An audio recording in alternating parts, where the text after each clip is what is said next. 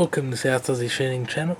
Today's video is about the reversing camera and front camera that I got from eBay. It's a normal 170 degree camera.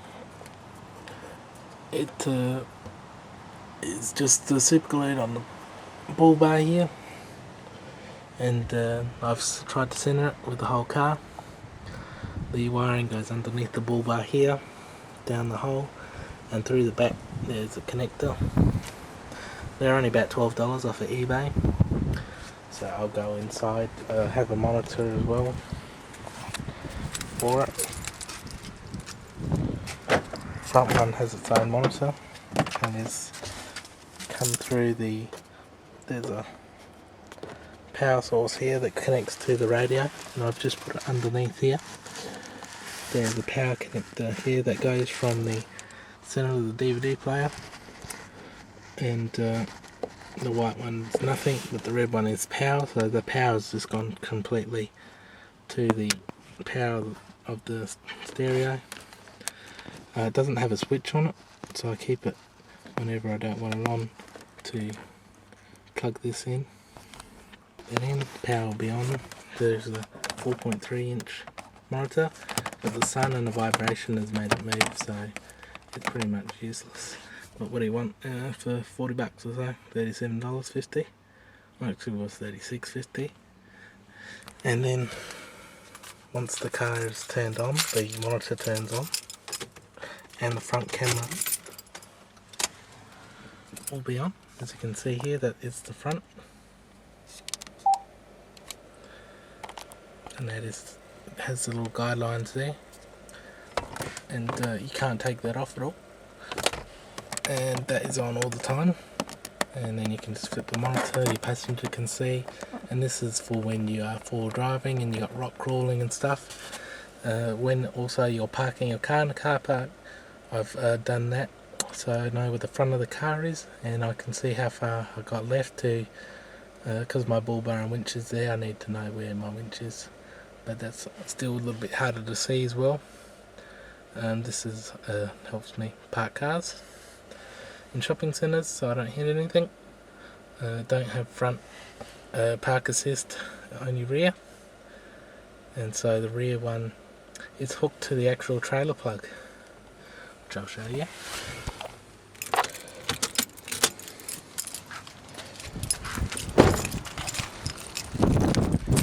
Down here where the wheel is, I've placed one right on the tow bar here, and it's actually just sitting in the plastic with some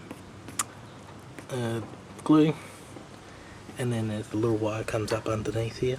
The power source is actually through here on the reverse side, so you connect the red and black wire to the red wire on the back of the camera. Underneath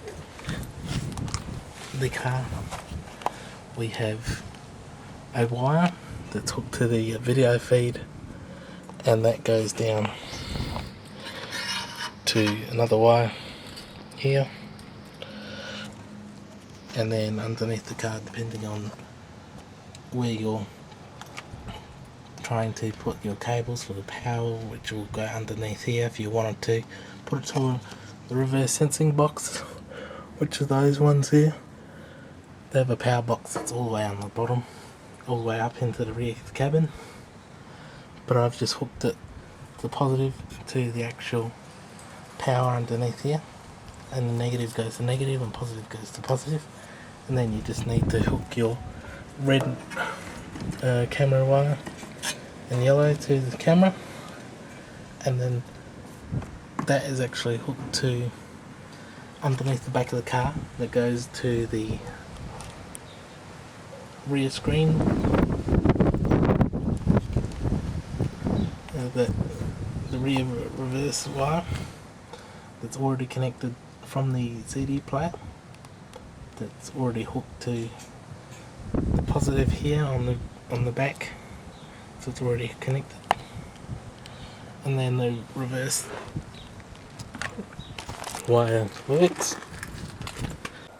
Once you put the car into reverse, the reverse will work when you push the lock here. It will beep and it will show me the rear camera here. This Alpine has little cones that you can set out. They're about a metre apart depending where you set it up. It depends where the cones go. It is really easy now to see what's behind me. With a 4 drive, there's only the top glass there. You can't see anybody crossing, and it's very easy to see. But I do not rely on the camera, and it says there, never depend on the camera. Always look out the rear to see. This is only to see what's directly behind you, if there's any kids running across or anything. And also easy to see when you're reversing trailers, or just trying to learn how to reverse out of car parks and all sorts of things. Then it's easy to see where the car is and where the rear bar is. And this only works when the car is selected into reverse from the positive wire. It's already connected to the rear of this Alpine unit, and that goes down to the passenger side, down there, all the way till it gets to the middle. There's the wire underneath here, and it's the red and black one, and that automatically goes to the rear reverse light. And as soon as the one in the rear that's connected to the trailer wire, which is the same wire that that's connected to, it sends the signal directly to where I've soldered it down the bottom to the back of here. So it doesn't really matter where it's connected to. The positive is always connected to the 12 volt. I've done this myself. I didn't get anyone else to do it. I've just looked it up on the internet, looked at diagrams and forums, so that helped me out. Used the multimeter as well just to find out what the reverse light wire was, to make sure that when this gear knob was moved, that power was getting to the unit. So we have both on at the same time. That one's on always, and that one's on when the reverse light is on. Doesn't obstruct view at all, and it's easy to see here. If you put it at the front there, depending on the mounts that you have, it's not right, it's not stable on the bottom, it's just flat. So this removes pretty much like that. You can get bigger ones, smaller ones, or you can get the reversed mirror ones here that just clip over this and run the same way, but you've got cords that will have to go through the top of the box here and connect to power. I'd rather just have the one in the rear here and have one that's on all the time, or constant, and I can just undo it by the little plug here, and as soon as you pull it out it will go off. You only need it on when you're parking a vehicle. It's very simple, and this one's directly connected to the power of the rear of the DVD unit, and the other one is directly to the back. Thanks for watching.